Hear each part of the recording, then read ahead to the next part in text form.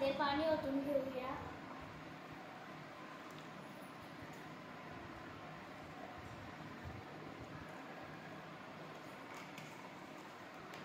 पाण्यामध्ये पावडर टाकून घेऊया.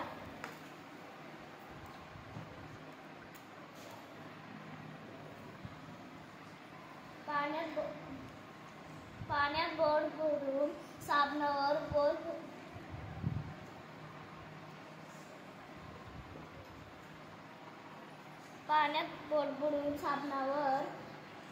ठेवूया.